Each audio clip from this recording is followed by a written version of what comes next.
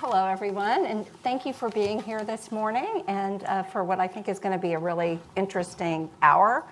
I'm Karen Tumulty. I'm a columnist with the Washington Post, and this is Darrell West, who has just written a book about polarization, which is, of course, a subject we talk about quite a bit, but he takes it from a very personal perspective, and that is, it's a book that is both a political science book, but also a personal story.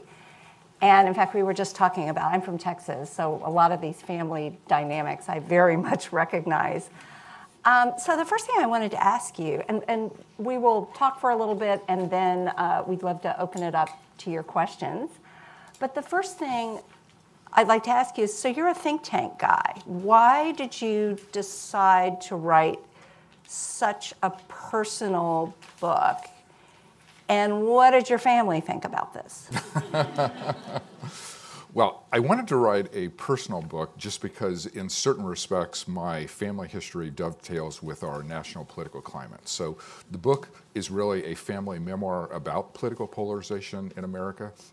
So I grew up on a dairy farm in rural Ohio, so it's a very conservative community. But then, through a fluky set of circumstances, I got a PhD and ended up teaching political science for 26 years at Brown University, which is a very liberal institution. And then now I'm in DC at Brookings. My immediate family is a microcosm of the national divisions in the sense that my two sisters are Christians who support President Trump. My brother and I are more liberal, not big fans of the president, and so family reunions always are very interesting. But I wanted to write the book just to tell the story, both of the family, how we've navigated political divisions over the years. I disagree with my sisters on politics, but I respect them, and we continue to have lots of conversations about politics and religion. We've done that for 40 years. And it's interesting, too, that Donald Trump is not a major figure in this book. It really takes such a longer perspective in terms of how we got here. We did not just get here in November of 2016. But it's interesting to me that when we talk about polarization, I mean, so many people will try to talk about it and explain it in racial terms or in economic terms. You begin your book in church, and you keep returning to church. Can you explain sort of what the cultural aspects of this is? It seems like you believe that's the real Rosetta Stone. Well, it certainly is the case that Donald Trump did not cause America's current polarization. And the book is a 40-year political history from Reagan through Trump. And as you go from president to president, you could see the polarization ratchet up with each presidency as we go from Reagan to George Herbert Walker Bush to Clinton, Bush, Obama, and now Trump.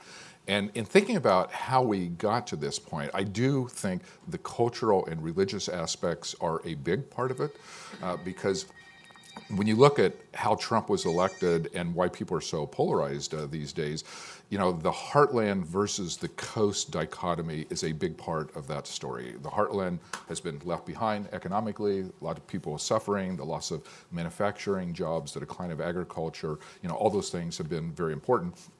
People on the East Coast and the West Coast have prospered economically. But there also is a cultural divide between the heartland and the two coasts on a lot of issues, race, immigration, church and state issues, and so on. So I do start the book with religion because that played a very important part in my life when I was growing up. In the last few years, many of my high school friends have joined Facebook, and some of these are people I literally have not seen in 40 years, but through Facebook, I now interact with them, and we've renewed our relationship. Many of them now are deeply religious in ways I really don't remember them being from high school, so there were changes that took place in their lives during that time period. So in the book, I try and get into the economic aspects, the cultural aspects, and how religion has shaped a lot of people. But there's one specific sort of argument in your family, too, that is based largely in religion, which that is about your brother's sexual orientation. Yes, my brother is gay, and everyone in the family gets along.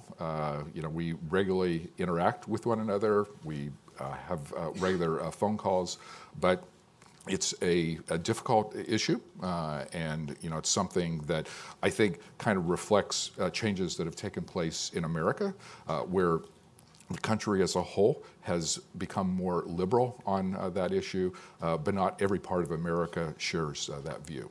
So it's just one more source of division within America that has contributed to the current state of American politics.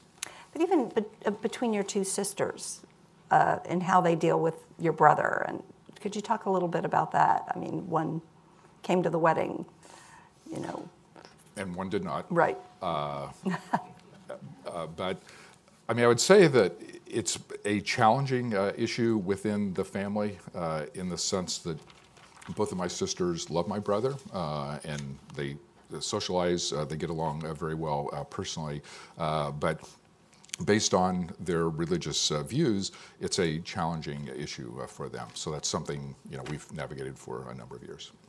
But then you arrive at Brown, and you arrive at a moment that is almost like a sort of caricature of the way conservatives talk about speech issues on campus.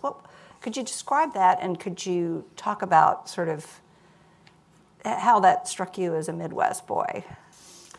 Well, Brown is a leading indicator of the future of America, because when you look at surveys, America is becoming more liberal. Young people are more liberal. And so I taught at Brown for 26 years, and over the years, there were just a number of ways in which liberal politics intruded into campus life. So, we often had Republican speakers who would come to campus. They would be shouted down. There'd be a campus protest.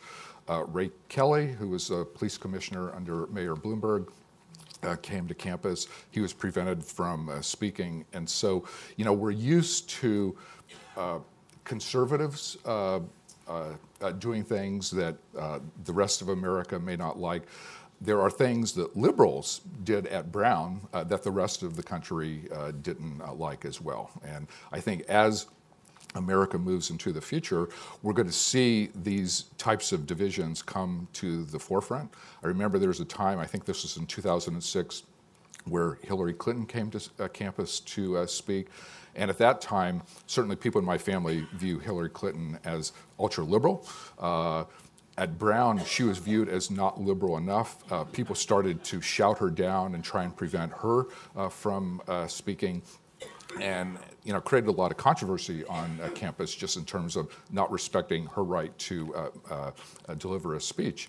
And there were a couple of students who wrote a letter to the editor justifying the effort to keep her from speaking, saying she voted for the Patriot Act, therefore she forfeited her civil rights, and we were right to shout her down. So I think the book tries to be nuanced in the sense of it talks about the fight between liberals and conservatives, but there also are fights that we're now seeing in the National Democratic Party between centrist Democrats and the progressive wing.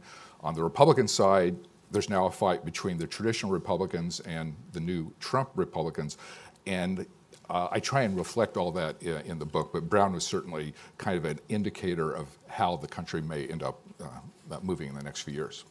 And so, I mean, we've seen there's so much documentation of tribalism and how the country has become more tribal. But what about, how much of a middle is there even left? There's a middle in terms of public opinion, but it's not reflected by our politicians. Because this is an era where politicians have to play to the base. I have a chart in the book where I look at members of Congress 1950 up to the current period. If you go back to the 1950s, half of members of Congress were moderate in their views and in their voting patterns, and they voted across party lines. There were bipartisan measures that passed. Today, when you look at that numbers, the numbers are just going straight down. They're less than 5% of the members of Congress who are moderate in their views. And so that's kind of how America has developed over recent years. And so people are now given a choice at election time between the really conservative politician and the really liberal politician. In fact, that may end up being our choice in the 2020 presidential election. And so that creates a lot of problems in terms of polarization, in the sense that that makes people feel our system is not operating well. We can all see the gridlock. We can see the institutional dysfunction in the United States. And it makes people angry when our government is not functioning well, which then reinforces the polarization. And yet Donald Trump is not conservative as we have spent most of our lives, I think, defining that word. A lot of his policies, non-interventionist foreign policy, protectionist trade policy, the cultural values that he represents, you know, 3 times married and all that other stuff. So why is it, do you think, he was able to strike such a chord with people like your relatives in the Midwest? Well, on the Trump marriage issue, there always is good humor associated with polarization. And one of my friends basically talked about Trump being married 3 times, 2 of them to immigrants, and explained that it was a job no American woman wanted to take. Which I thought was kind of a good indication of how we think about things. But Trump was really elected as a populist. Like, I have some colleagues in our Metro program at Brookings that did an analysis. They found that today only 15% of American counties generate 64% of the country's GDP, which basically means almost all the economic activity is the East Coast, the West Coast, and a few metropolitan areas in between. But a lot of the country is being left behind. And so that helps to explain why Trump won. He was able to appeal to people on economic grounds, but also the cultural argument that you mentioned. Certainly immigration was his big issue.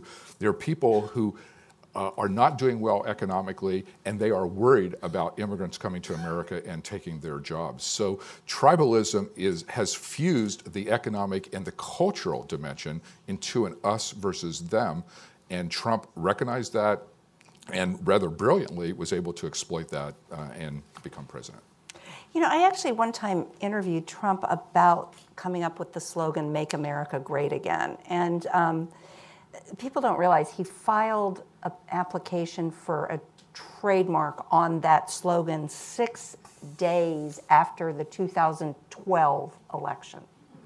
You can find it on the Patent and Trademark Office website. But so he said that, and again, this is a moment when the Republican Party has just lost, Mitt Romney has just lost. They are going through this now famous autopsy of how can we appeal to more Hispanics and women and young people. And Donald Trump, quite literally, is sitting at Trump Tower on Fifth Avenue sending in an application for the phrase, "Make America Great Again." And he told me that first he thought, "Make America Great." He went through a bunch of different slogans that day, but he said then it seemed insulting, so he added "again" to it. But there's also the, you know, as Hillary Clinton would often say during the campaign, it raised the idea that you could somehow go backwards, that you could somehow return to something that people felt was lost. I mean, is that also part of it as well? And are people unrealistic that way? Well, Trump, I think, effectively played to this nostalgia that we can go back, that we can go back to a 1950s or 1960s era when America was very strong. And I think in certain respects, his slogan also takes advantage of the anti-globalization sentiment that has emerged in recent decades. People, certainly in the Midwest, but in other parts of America, feel that we have paid a huge penalty through globalization, that it's destroyed manufacturing.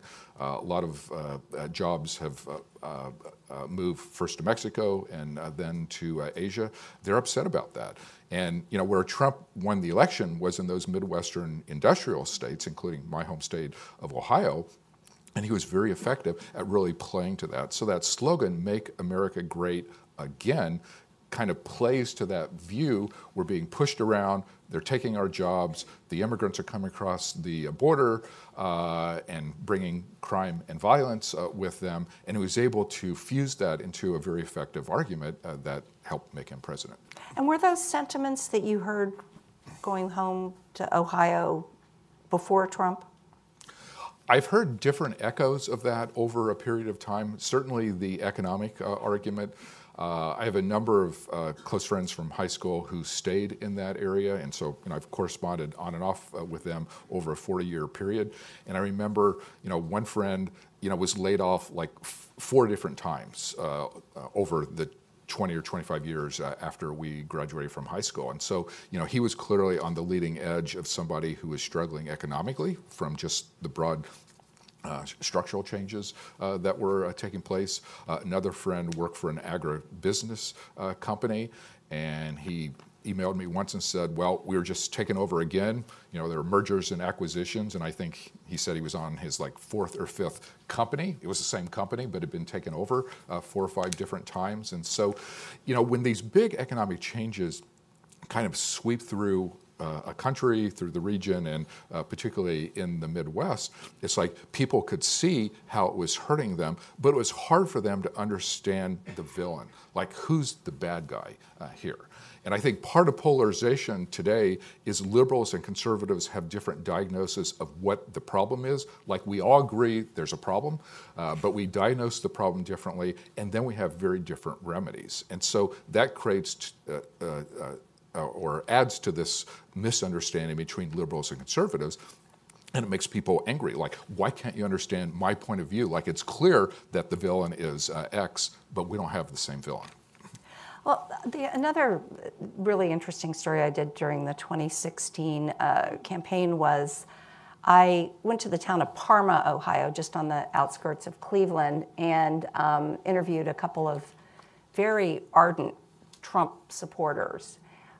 It was Dennis Kucinich's sister and her husband. Dennis Kucinich, of course, being as liberal and this is a woman who in her life had never voted for a Republican. You walked into her house and you saw a picture of her on the mantle with Barack Obama. There was a picture on the wall of her with Sean Penn. Okay, they weren't typical Trump voters, but I do remember talking to her and her husband, and they didn't seem bothered by the rhetoric. They said, we know what he's trying to say. But the thing that they kept coming back to was they felt like they'd been pushed around, and they felt like he wasn't going to be pushed around. Did you get that sort of sense? Very much so. I once had a conversation with my sister after Trump was elected, and I asked her the question, like, what do you like about Trump? And she said, he thinks outside the box. And by that, I think what she meant was she didn't like the status quo, either in economic terms or in cultural terms. And she felt frustrated that we've had many politicians who've claimed they're going to make things better in the United States. They haven't delivered on that, certainly in rural America. Rural America has been devastated for many decades now. And so the frustration level reached a point where people were willing to accept somebody like Trump, who basically said, this is wrong. We need to challenge all of our basic assumptions.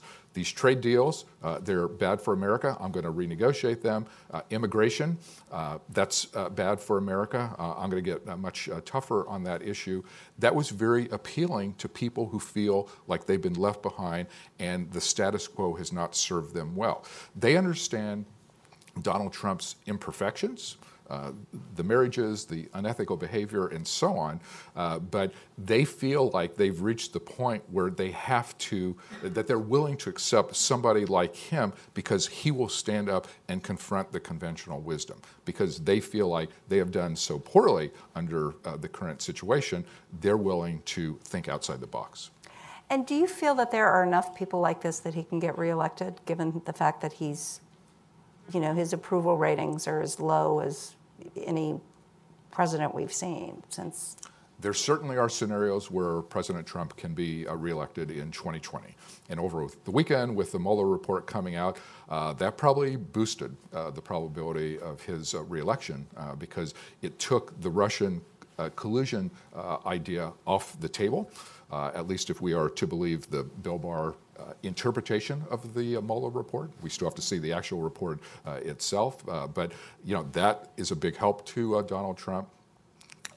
Impeachment is probably going to be off the table for Democrats now, based on how that Mueller report looks like it's going to develop.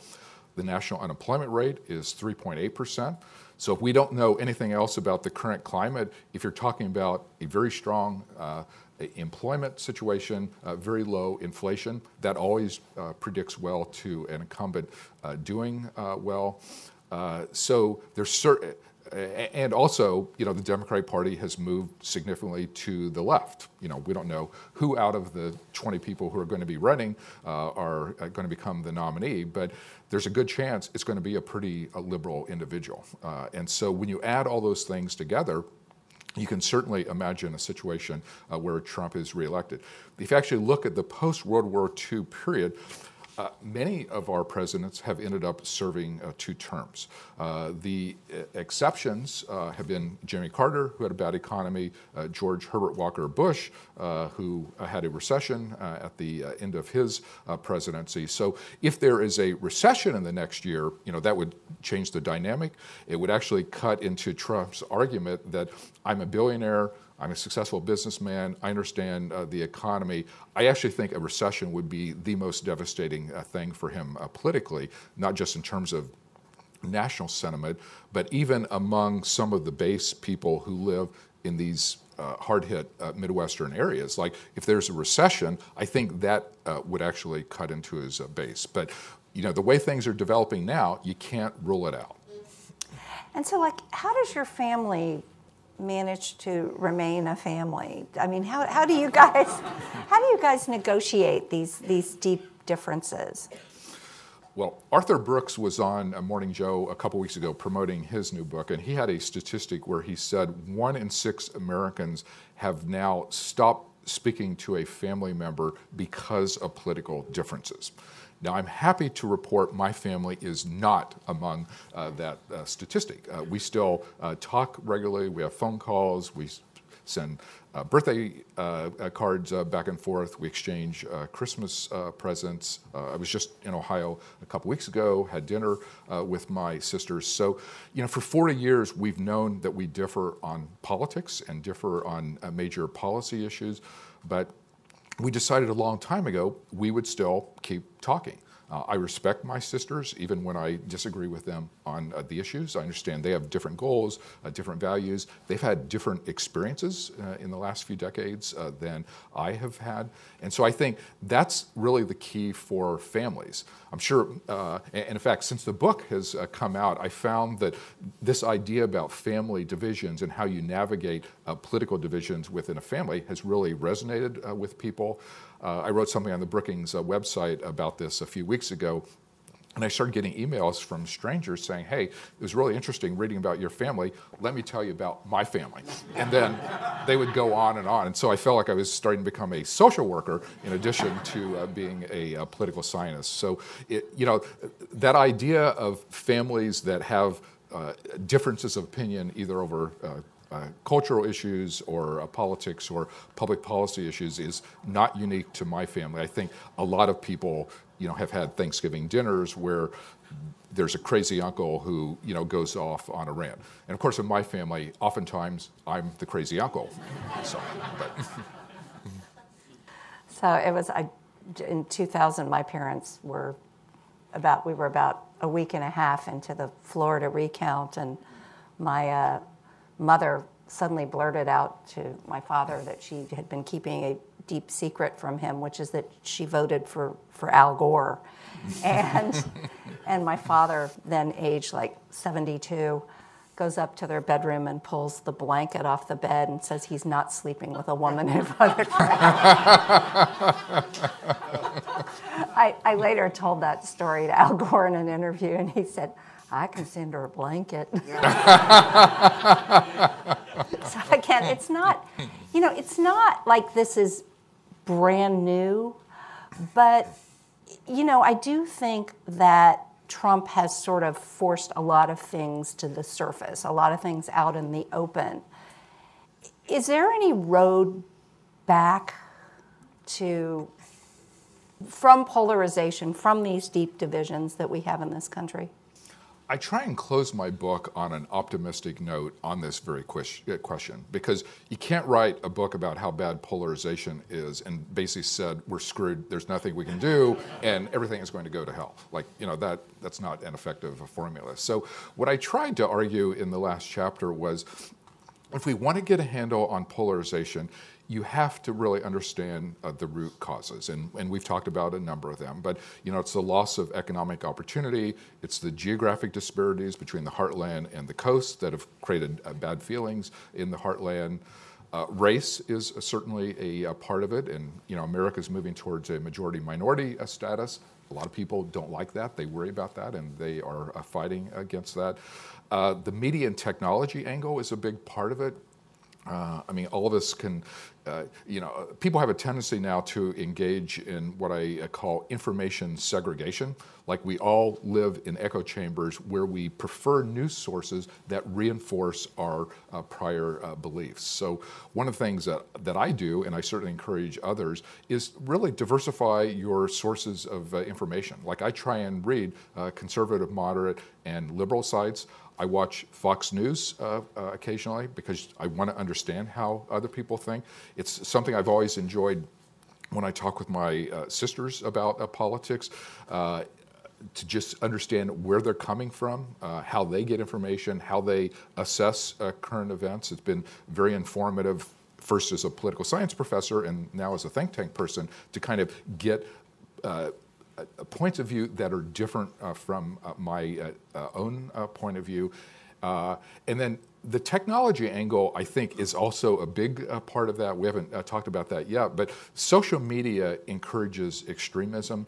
There are ways in which technology has made our current polarization very different. I mean, yesterday when the Mueller report came out, so first I was listening to the various cable shows, and I actually have to say, at least in the first hour or so, all of the shows, Fox, CNN, MSNBC, they presented different points of view. They had pro-Trump people and anti-Trump people on. But then I turned to my Twitter feed, and it was extremely polarized in how people were reacting. And I think this is something we really have to be careful about, how both the news media angle and the social media angle in particular can combine to really accentuate political divisions, encourage extremism, and then therefore make polarization a lot worse than it currently is.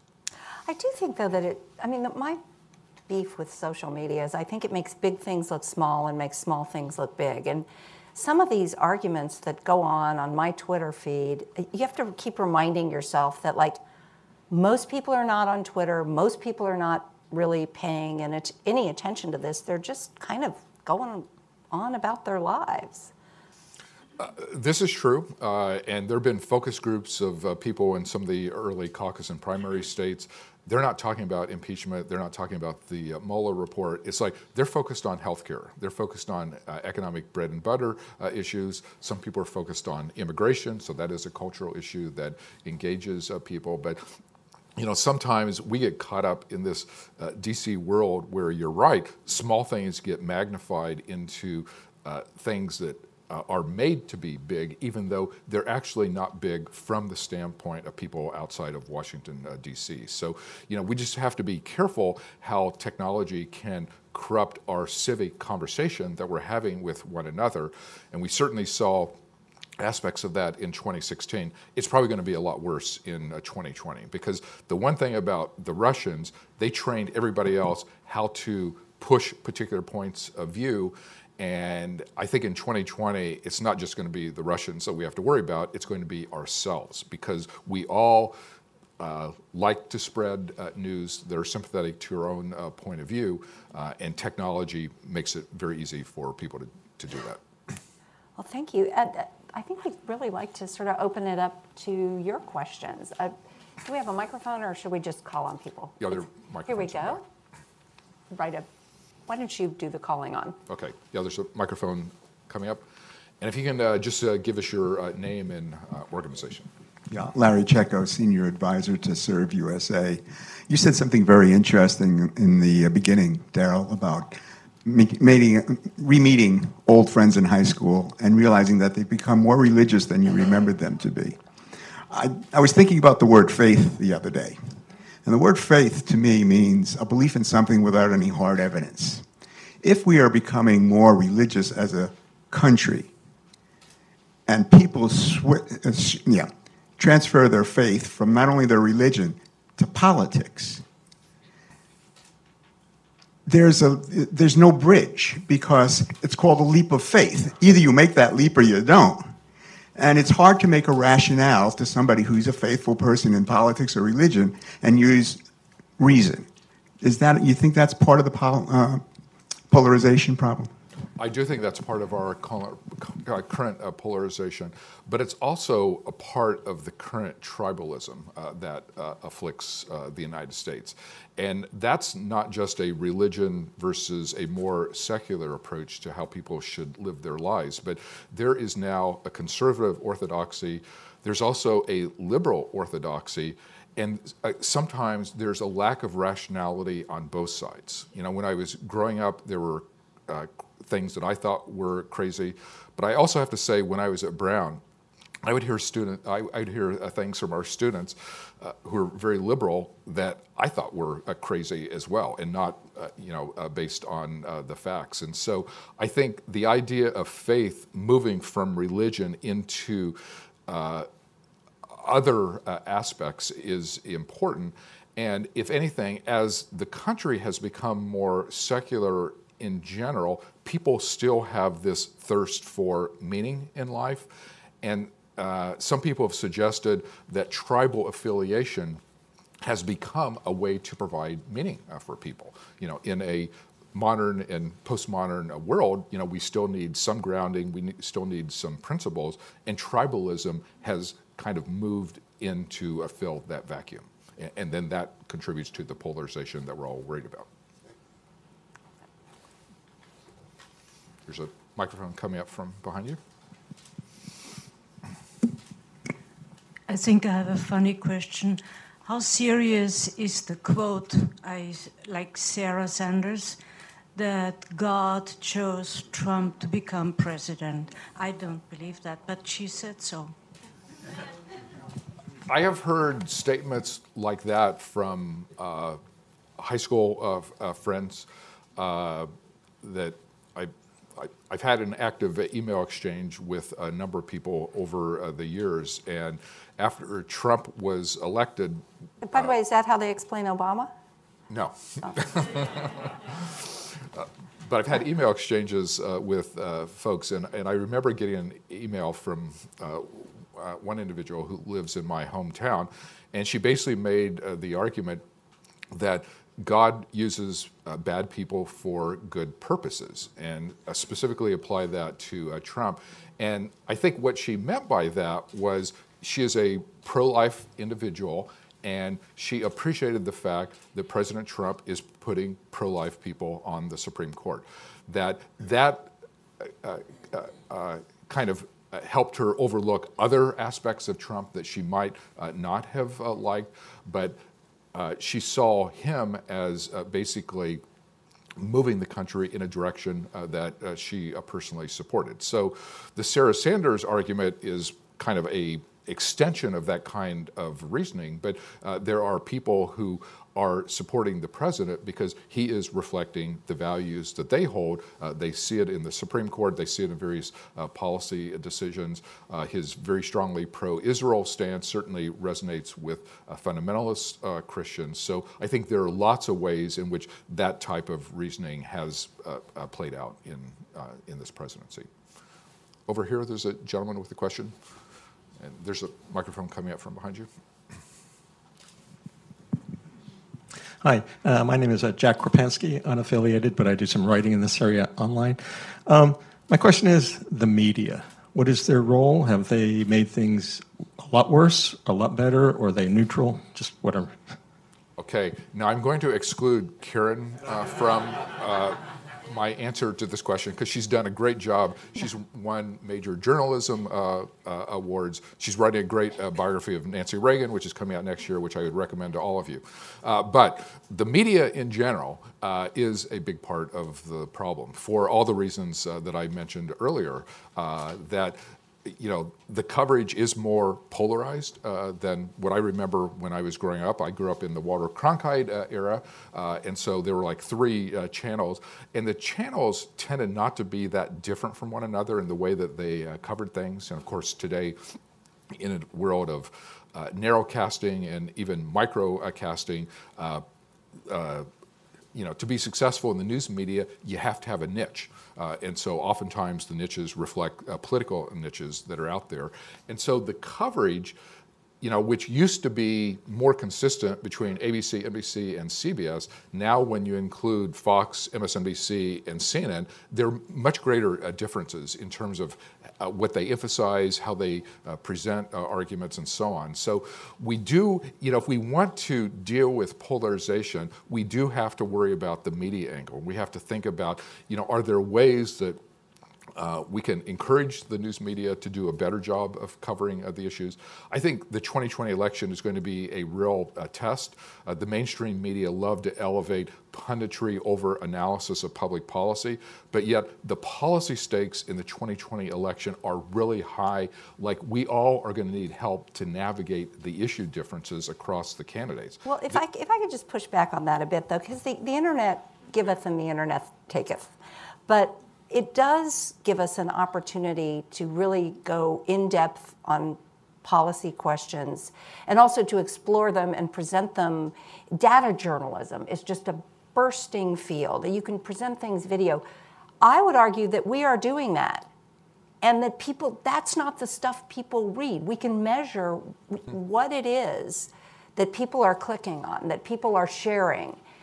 Somebody, I was on a panel the other day with the Washington Post, the Washington bureau chief for the New York Times, and somebody said, "Why aren't you covering the deficit?" And she said, "It was the lead story of the newspaper just the other day." So I would argue there's actually better and more in-depth coverage of the issues and given to you on a platter in however you want to consume it. I think, and again, we're not talking cable TV here, but it's there. It's just the appetite that people say they want to read is not there. Yep. I mean, certainly the data journalism I applaud. As somebody who works in a think tank, like, we try and be fact-based in how we analyze the issues, but a lot of this is not coming through to the general public, so we just need to worry about that. So, question here on the aisle.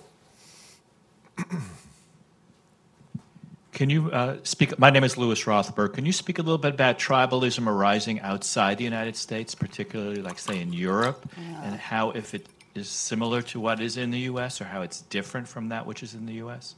That's a great question, because a lot of the things we're talking about here, both in terms of polarization and tribalism, are not unique to the United States. As you suggest, they're popping up in a lot of countries around the world, and is certainly a major challenge in a number of European countries that have seen the emergence of populist politicians very similar to President Trump. In Hungary, in Poland, Italy is perhaps the most recent country to move in that direction. So that does tell us, this is not just an American phenomena. It's happening in many places around the world, which tells me that, although there are some things in the United States that might be aggravating this, there are probably broader structural, economic, and cultural forces at play just associated with a world that's undergoing great change. So a couple years ago, I wrote a book entitled Mega Change, and I argued that what is unusual about our current time period is just the rise of large-scale transformation of a lot of different things taking place simultaneously. Domestic politics, geopolitical alignments around the world and changes in those alliances, climate change and people's worries about the environment, technology change, which is kind of disrupting every sector. Change on a broad scale of that sort makes people nervous. it makes them anxious. And it becomes easier when people are feeling anxious, whether it's the United States, Italy, or any other country, for politicians to come along and play on those fears and play on the anger that comes out of that. So I think the fact that this is happening way beyond the United States means this is a global issue, and it's something we have to keep a close eye on. Right next to him, there's a microphone that's coming up for you. How would you address the fact that instead of discussing issues, when somebody disagrees with you, you're automatically a racist, you're an Islamophobe? There's no acceptance of the other person's position. So instead of arguing the issue, you're called names. And people back off because they don't want to be called names. I think this is a big problem today. I actually talk about this a little bit in my last chapter, that today we tend to view opponents as enemies. We tend to view them as bad people. We question their motives.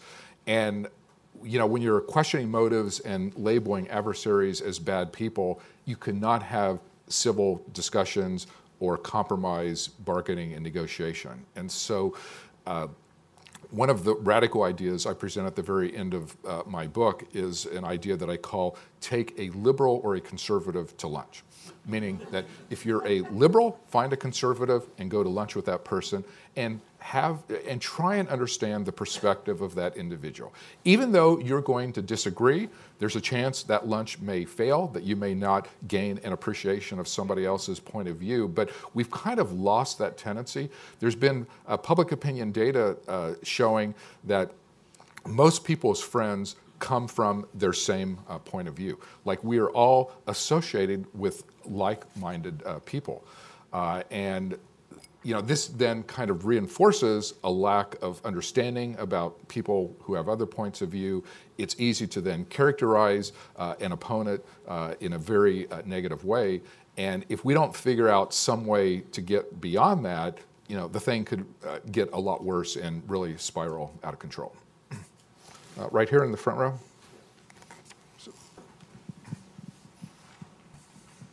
Yeah, following on that point, my name is David Sachs. What would you say about the large number of small, admittedly, organizations that are trying to organize just that, dialogues and conversations across the political divide? And I was just at a Better Angels workshop in Arlington on Saturday that had 7 Reds and 7 Blues be very civil to one another for an entire day and talk about love at the end of the day. And specifically for Brookings, would you consider pairing with a conservative think tank to hold such conversations? Boy, you're really getting down to the nitty-gritty now. But there's an easy answer to that last question, which is yes, because we actually do partner with other organizations that may have other points of view. So, for example, right now, we are working with the Cato Institute on some issue forums where we bring together liberals, moderates, conservatives, libertarians, whatever, to have a discussion of the issues. So we very much applaud organizations such as Better Angels that are trying to bring people together. I applaud interfaith organizations that are trying to bridge religious differences that exist in our country. I think we need to do a much better job on bridging economic differences, because we're kind of segregating into different classes. There are gated communities, and rich people are able to send their kids to elite private schools. Like, there are all sorts of ways in which we're creating these divisions among ourselves, socially, economically, and politically, and then we worry about the polarization that comes out of that. So anything that Brookings can do, or other organizations, I applaud those efforts, because this is not going to be a top-down problem that gets solved. Like, it's going to require all of us on a one-to-one basis, organizations working hard to really address this. Right here.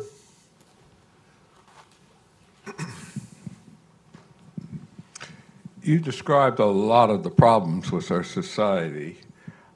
I think I want to ask you a question about focusing on the biggest one, which was the economic and the inequality across the population. I mean, that is persistent and growing. The thing about these polarization divides and elections and what will happen in the next election, I mean, it was just a few 10,000s of people that decided the last election, and probably unless Democrats self-destruct like they did in '72, it will be the same in 2020. But the big persistent one is the inequality, and this is not new. Historically, we've had technological revolutions, industrial revolution and all, but the answer there was, as things change, people in the long run economically improved over a broad spectrum.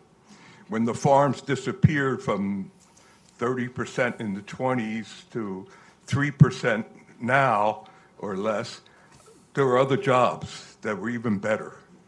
And as we go to globalization and technology, there doesn't appear to be other jobs that are better. Unemployment's down, but it's probably in the service sector that is not paying as well. And it seems to me what the think tanks have to address is how are you going to address this inequality?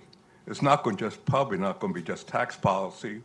Already the majority of our personal income tax comes from the rich, as far as gross dollars. And so where is that discussion going? Where are the better jobs, so to speak? And I mean, the politicians talk about it, but I don't see any real economic plan for it. I mean, I do think income inequality is a problem, and Karen, if you want to jump in a moment as well. I'm particularly attuned to this because I very much came from a working class background, having grown up on a dairy farm in a rural area, but yet, you know, I was able to get a good education at a fairly modest price. I was able to buy a home in the early 1980s, which then helped me accumulate wealth. So there are all sorts of things that allowed me to do well that has been much more difficult for my nieces and nephews, for people of the current generation, the millennials. Like, everything is harder for them. Home ownership is harder. Getting a good education at an inexpensive price is much harder. Finding the first job just because of changes in business models. So there's just a lot of things going on. A few years ago, I wrote a book called Billionaires, and I actually compiled some data on income inequality. And so if you look at the last 100 years of income that the top 1% has garnered in America, like if you go back to the 1920s, the top 1% got about 20% of the income, and it stayed pretty high. But then after World War II, through tax policy, help on education, new investments in education, investments in infrastructure, we actually lowered income inequality such that by 1976, this was the low point of income inequality in America. The top 1% had only 8% of the national income. And of course, since then, it's gone back up, and now the top 1% get over 20% of the income. And what I hadn't realized until I saw those charts was I graduated from college in 1976. I graduated at the most opportune time from an economic standpoint. Economic opportunity was greatest in 1976 than at any point before that time, or certainly any point thereafter. So I had always thought that I had done well because I worked hard and took advantage of opportunities. And then I realized, that was not the case, that I happened to have the good fortune to graduate at a time where you could get a good education at an inexpensive price. Until sort of our politics became what it became, and just even as recently as 2015, 2014, there was a lot of talk about a movement called reform conservatism. And a big part of the emphasis, and it was thinkers like Yuval Levin, who would talk about the fourth quartile of income. People who make between 20% and 40% of the typical household income in this country. And it does seem like they were the people, there aren't social safety net programs for them. The educational system doesn't seem like it's really geared to their needs and finding, them good. I mean, if you're at 60 or 70%, the chances are you probably can find a college, but just the kind of training. And I do think there are just whole segments of our population that are feeling sort of left out of smart thinking. And that also gave rise to a lot of what we've seen in our politics. And as digital technology comes in and disrupts more and more sectors, we're doing a lot of work on that at Brookings now, that problem could become a lot more intense. So I do expect Trumpism to outlast Trump. Like, even if Trump happens to lose in 2020, Trumpism is still going to be out there, meaning people who feel left behind, who feel anxious about a variety of different changes taking place in America. Technology is probably going to make a lot of those issues worse. Like, Trump defined the economic problem as lost manufacturing jobs and bad trade deals. It's actually a lot bigger and deeper than that. And as technology disrupts industries, we're going to see probably even more anxiety over the next 20 years. Right here? Yep, right here. So which of the problems you've talked about would you and your sisters agree on? Not the solution, but the problem. Is there agreement on what the problem is that the country faces that might provide a basis on which to have a conversation? Loss of economic opportunity. I mean, that is where I and my family and many of my high school friends, I think, would be in agreement. Because, and especially it's true in rural America, but it's true in many Midwestern states as well. It's just people today do not have the opportunities that I had 30 and 40 years ago. Now, we all have different remedies on how to solve that problem, but I think that is a bedrock source of agreement. And if I were advising either Trump or Democrats in 2020, I would tell them, like, this is what you need to be focusing on. Like, what are your remedies to improve economic opportunity in America? Like, we have to have a more inclusive economy, because if we don't, polarization is going to get worse. And so, the future with James Carville, right? It's still the economy stupid, I think, in a lot of respects. Yep, right here on the aisle. Could you tell me which of Trump's policies, trade policy, tax policy, economic opportunity policy, which of those address the needs of forgotten Americans? Because I'm at a loss to understand the disconnect between what he says and the people that are suffering in America. I mean, I think this is where President Trump lost a major opportunity very early in his presidency. Like, if he had actually listened to his own rhetoric on the campaign trail and delivered on them policy-wise through some of the means that you're talking about, I think people actually would have been a lot more open to him than has turned out to be the case, because they I think Trump was exactly right in talking about the Americans who are being left behind. But we need policy solutions that actually address that. And I have not seen that from the administration to this point in terms of their economic policies, their tax policies, or other things that they have done. But that creates an opportunity for Democrats to try and address that. So I do think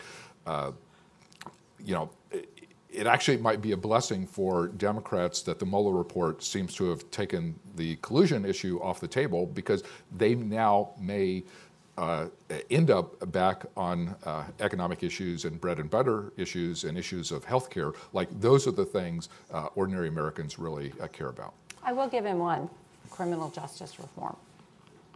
Yep, that's a good one, yeah. In the very back row. My name is Enjo Mechu, and I'm a professor here at a law school in D.C. First, I want to thank you both for the insightful and illuminating discussion. My question is, what do you say to people who look at the current political situation in our country and argue that it was inevitable, that it was a part of a legacy of a politics of backlash, which is to say that whenever there's any semblance of racial progress, whether symbolic or otherwise, there's inevitably a pendulum swing in the other direction. So we look at Civil War, post-Civil War, and the Reconstruction Amendments, and from there how Jim Crow began to take root. And then we go all the way to the mid-20th century with the Civil Rights Movement, and then we see the law and order rhetoric start to take form with Nixon and George Wallace.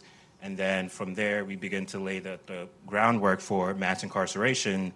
Fast forward to 2008, the first black president is elected, and then the election afterwards, we see Make America Great Again really begin to flourish. And so my question is just your thoughts on that. Thank you. I think it's no accident that we got Donald Trump after Barack Obama. Because I do believe the backlash argument is true. And in fact, in the book, if you look at the last 40 years, we often choose the opposite type of whoever the president is. So kind of after Reagan and Bush, we got Clinton, who was different generation, different policies than what came before him. Then we got Bush, who was very different from Clinton. Then we got Obama, who is very different from Bush, and then now Trump, who's very different from Obama. And if you follow that theory through, we have to think, okay, what's the opposite type of Donald Trump? Because that's probably, assuming Trump doesn't get reelected for a good economy, that would be the next stage of that. And the opposite type could be a nicer politician. So there's some Democrats out there running on, Cory Booker saying we need to come together and restore civility. The opposite type also could be a progressive populist, somebody who takes Trump's populist rhetoric but applies it through progressive remedies. So I do think there's some truth to that backlash argument. I think we have time just for one more question. There's a gentleman in the front row. Thank you very much. My name is Iskender. Okay, my question is about digital technology to get the direct democracy. Let's create a new direct democracy technology, give everybody a chance to make decisions directly from their computer or devices in a safe way, like biometric face recognition and everything else. In this new direct democratic world, do you think this polarization we are, talking about, is it going to be better, or what kind of solution you can imagine? Thank you. I mean, I would like to think that technology, which has created a number of problems for us today, could eventually become part of the solution. And technology does provide a means to empower ordinary people, involve them in decision making. But in areas where we've had direct democracy so far, like referenda in California, it's easy for money to corrupt direct democracy, and technology, there's no guarantee that technology will kind of usher in this utopia of direct democracy that allows ordinary people to make decisions for themselves. So I think right now we are a long way from that type of scenario. But we'll see how things unfold. Karen, I want to thank you very much for moderating this. This was terrific. Thank you. Thanks for watching. Be sure to like and subscribe for more videos from Brookings.